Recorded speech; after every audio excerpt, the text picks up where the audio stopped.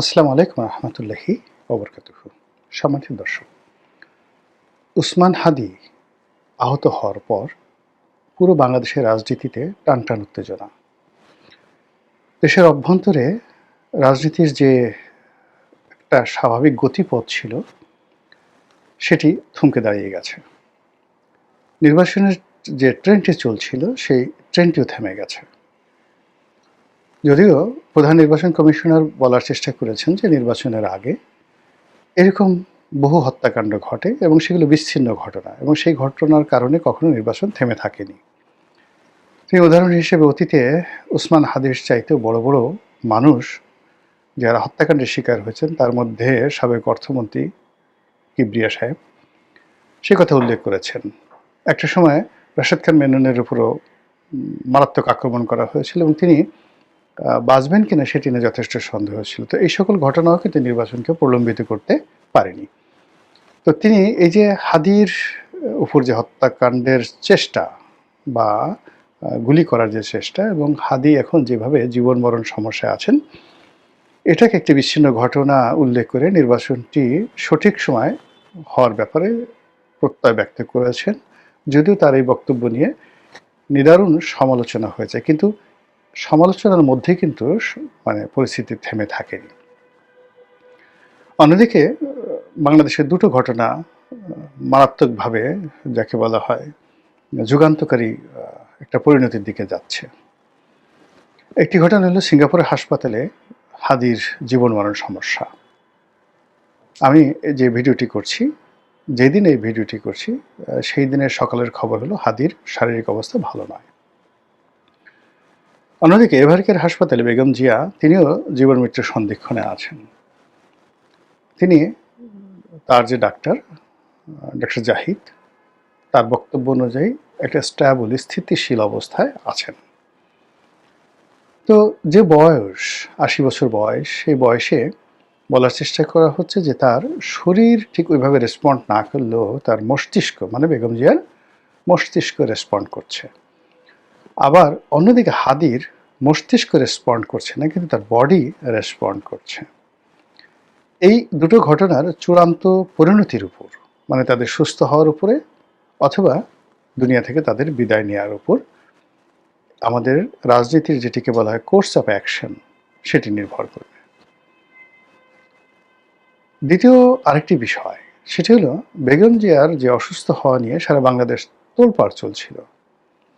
BNP নেতাদের যে আবেগ উৎকণ্ঠা এবং সেটাকে কেন্দ্র করে যত আলাপ আলোচনা রাজনৈতিক সমালোচনা চলছিল তা জনাব হাদির আহত হওয়ার পরে এটা রিভার্স হয়ে গেছে। এখন ওই প্রসঙ্গটি বলতে গেলে ধামাচাপা পড়ে গেছে।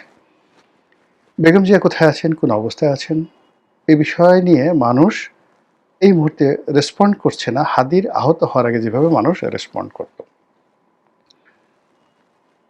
অন্য একটি ঘটনা সেটা হলো জনাব তারেক রহমান সাহেব বাংলাদেশে আসবেন ২৫ তারিখে।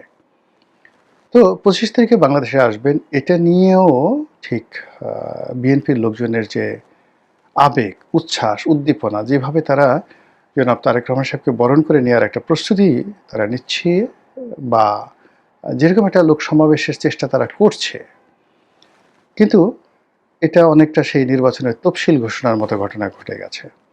অর্থাৎ সিইসির তফসিল ঘোষণা করেছেন, দৃঢ়তা দেখাচ্ছে নির্বাচন হবে, কিন্তু জনগণের মধ্যে সার্বজনীন যে একটা সাড়া সেটা নেই।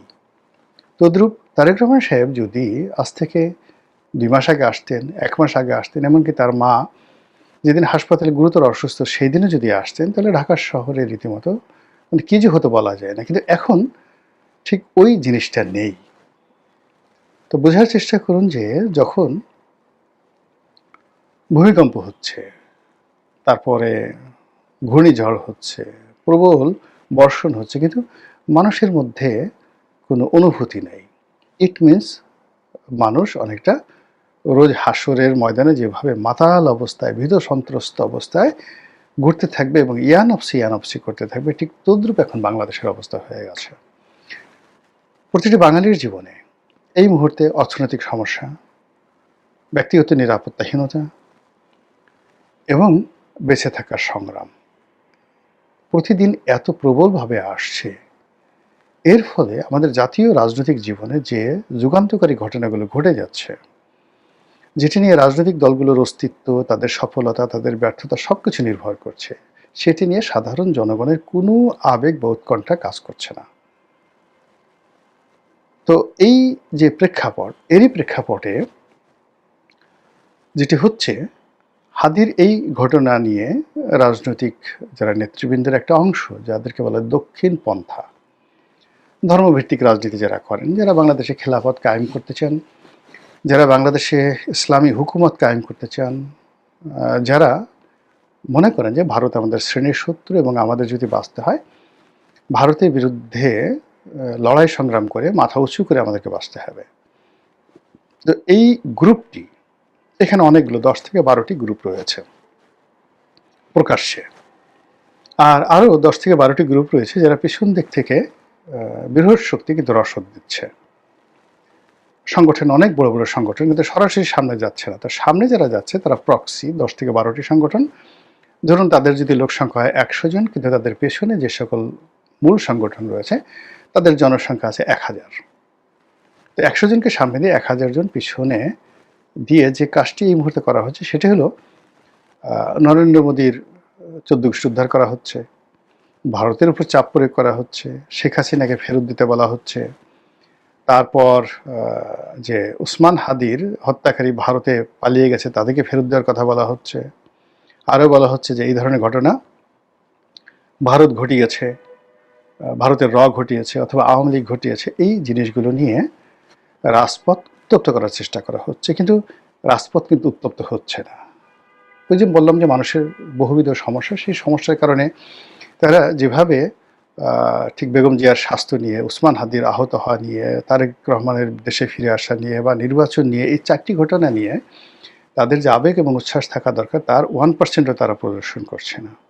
আবার অন্য সময় যেভাবে ভারত বিরোধিতা বাংলাদেশে মানে যে কোনো জায়গাতে একটা যাকে বলা হয় ছেড়ে দিলেই মুহূর্তের মধ্যে সেটা বারুদ হয়ে যেত, সেটা এখন হচ্ছে না।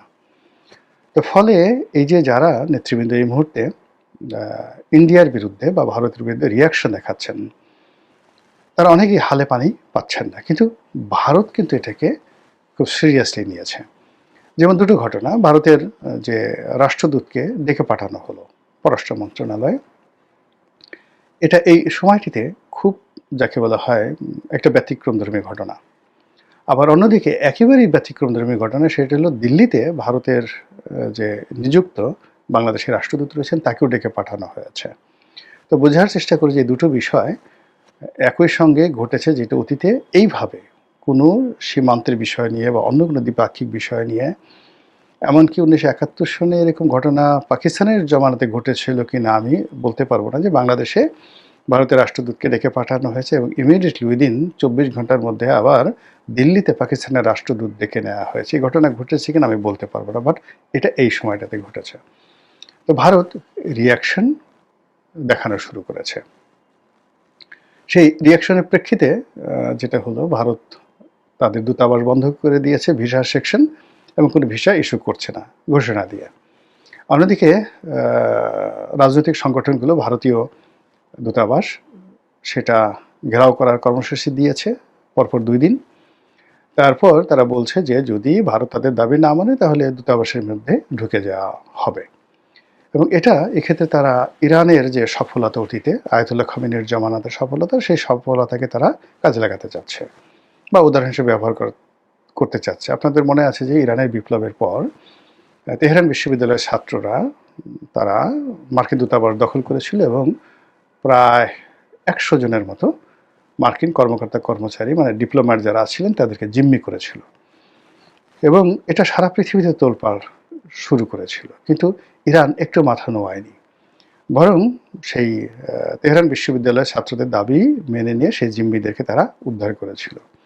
তো এটা যদি আমেরিকার মতো একটা রাষ্ট্রের ক্ষেত্রে ঘটতে পারে, ভারতের রাষ্ট্রদূত বা কর্মকর্তা বা এটা কোনো বিষয় না মানে মনে করা হচ্ছে, আন্দোলনকারী মনে করছে যেখানে ইরান একটা যাকে বলে নতুন একটা রাষ্ট্র, সে 1980 সনে বা 81 সনে।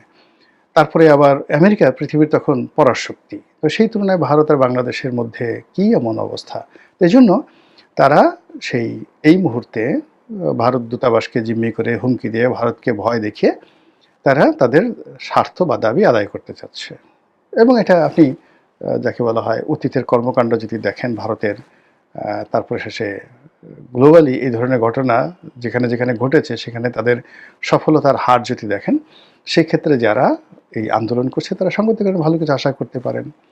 অন্যদিকে যারা মানে সামগ্রিক খবরাখবর রাখেন তারা খুব ভালো করে জানেন যে এনসিপি নেতা জনাব হাসনাত আবদুল্লাহ তিনি মানে উসমান হাদির আহত হওয়ার পরে অত্যন্ত দৃঢ়ভাবে হুমকি দিয়ে বলেছেন যে যদি এই ধরনের কর্মকাণ্ড ভারত বন্ধ না করে, শেখ হাসিনাকে ফেরত না দেয়, তাহলে ভারতের 7 সিস্টার বিচ্ছিন্ন করে দেয়া হবে। এবং এই হুমকি মানে অতীতে বহুবার বহুজনে দিয়েছে, কিন্তু ভারত কখনো কগনিজেন্সে নেয়নি। এই প্রথম ভারতের জনগণ, ভারতের মিডিয়া, ভারতের প্রধানমন্ত্রী, দিল্লির কূটনৈতিক মহল, এমনকি জয়শঙ্কর সহ সবাই কিন্তু এখানে প্রতিক্রিয়া দেখাচ্ছে। দ্বিতীয়ত, ভারতের যারা সাবেক সেনা কর্মকর্তা রয়েছেন তারা তাদের যারা বিভিন্ন সময় ইস্টার্ন রিজনে কর্মরত ছিলেন, কর্নেল, ব্রিগেডিয়ার পদমর্যাদার ভারতীয় সেনাবাহিনী কর্মকর্তা, তারা জনাব হাসনাত আবদুল্লাহর ছবি সহ তার যে টুইট বার্তা থেকে শুরু করে তার যে বক্তব্যের যে ফটোকার্ডগুলো রয়েছে ভারতের বিরুদ্ধে বা 7 সিস্টার্সের বিরুদ্ধে তিনি যে বক্তব্য দিয়েছেন, সেই ফটোকার্ডগুলো সামনে নিয়ে তারা রীতিমতো হুমকি দিচ্ছে যে উসমান হাদির যে পরিণতি হয়েছে একই পরিণতি হবে জনাব হাসনাত আবদুল্লাহর। তো এই যে একটা টাগ অব ওয়ার চলছে, সেই টাগ অব ওয়ারের শেষ পরিণতিটা কি হবে আমি বলতে পারি না। তবে একটা বিষয় আমি খুব আশ্চর্য হচ্ছি যে একেবারে তরুণ নেতা, বিপ্লবের একজন তরুণ নেতা জনাব হাসনাত আবদুল্লাহ, তার একটি হুমকিতে যদি ভারত এই মুহূর্তে এভাবে কাঁপাকাঁপি শুরু করে, তাহলে যদি জনাব আলিরিয়ার সাহেব এই হুমকিটা দিতেন, কিংবা ধরুন যদি বদিউল আলম মজুমদার সাহেবের হুমকি দিতেন, এরপর স্বরাষ্ট্র উপদেষ্টা যিনি আছেন তিনিও দিতেন, ব্রিগেডিয়ার শাখাওয়াত দিতেন, তারপর ওই যে একটা কমিশন করা হয়েছে যে বিডিআরের হত্যাকাণ্ডের পিলখানা যে ম্যাসাকারের যে তদন্ত কমিশন, সেই মেজর জেনারেল ফজলুর রহমান সাহেব তিনি যদি দিতেন, তাহলে ভারতের অবস্থা কী হতো। এবং সর্বোপরি যদি স্বয়ং ডক্টর মোহাম্মদ ইউনূস সরাসরি হাসনাত আবদুল্লাহর ভাষায় কথা বলতেন, যদিও তিনি আকার ইঙ্গিতে হাসনাত আবদুল্লাহকে উল্লেখ করে তিনি ভারতকে বলেছেন যে মানে তারা যদি এই কাজগুলো করে তাহলে ইত্যাদি ইত্যাদি, মানে ভারত যে কাজগুলো করছে শেখ হাসিনাকে আশ্রয় দিচ্ছে, তারপরে উসমান হাদির হত্যাকারীকে আশ্রয় দিচ্ছে, তারপরে ওখানে বসে শেখ হাসিনাকে কর্মকাণ্ড চালাতে দিচ্ছে, তো এরকম যদি ভারত করতে থাকে তাহলে আজকের তরুণরা যে দাবি দাওয়া করছে সেটি বাড়তে থাকবে। মানে উনি তো ওনার মতো করে, উনি তো জ্ঞানী মানুষ, বুদ্ধিমান মানুষ, তারপরে শেষে আন্তর্জাতিক খ্যাতিসম্পন্ন মানুষ, তার একটা ডিপ্লোম্যাটিক ল্যাঙ্গুয়েজ আছে, তিনি শান্তির দূত, নোবেল বিজয়ী, ফলে তিনি তার মতো করে যে বক্তব্য দিয়েছেন, আর সেই বক্তব্য যদি এখন তিনি হাসনাত সার্জিদের মতো এভাবে ডাইরেক্ট হইতে দিতেন, আমার কাছে মনে হচ্ছে যে দিল্লি মেজাজ ঠিক রাখতে পারতো না এবং একটা দুর্ঘটনা দিল্লি হয়তো ঘটিয়ে ফেলতো। এবং তাই যদি হয় তাহলে এই যে বর্তমানে বাংলাদেশে যারা মানে একটা পরিবর্তন চাচ্ছেন, পানি ঘোলা করতে চাচ্ছেন, যারা এদেশে আমেরিকানদের উপস্থিতি অনিবার্য করার চেষ্টা চালাচ্ছেন, যারা মানবিক করিডোরের কথা বলছেন, বন্দরের কথা বলছেন, অন্যান্য অনেকগুলো বিষয়, 50 বছরের ক্ষমতার কথা বলছেন, 10 বছর ক্ষমতার কথা বলছেন, তারপরে যে সন্দেহগুলো হচ্ছে নির্বাচন বানচাল করার ক্ষমতা, এবং তা করার জন্য এই ভারতের সঙ্গে এখন যে কোনোভাবে যদি একটু সীমান্তে হলে একটু প্রবলেম তৈরি করা যায়, তাহলে অনেক কিছুতে কেল্লাফতে হয়ে যায়। আমাদের তকদিরে কি আছে আমরা জানি না, আমি অন্তত জানি না। আল্লাহর সাহায্য চাই, যা কিছু ভালো, যা কিছু কল্যাণকর তিনি যেন তাই আমাদের এই জাতিকে দান করেন। কোনো দেশি বা বিদেশি চক্রান্ত, সেই চক্রান্তের ফাঁদে আমাদের দেশ যেন না পড়ে, আমাদের রাষ্ট্র যেন আক্রান্ত না হয়, এবং আমরা যারা জনগণ আমরা দীর্ঘমেয়াদী কোনো যুদ্ধের মতো ব্যয়বহুল একটা বিষয় আমরা যেন জড়িয়ে না পড়ি। আল্লাহ আমাদেরকে সবাইকে এই বিপদ এবং বিপত্তি থেকে রক্ষা করুন। আসসালামু আলাইকুম ওয়া রাহমাতুল্লাহি ওয়া বারাকাতুহু।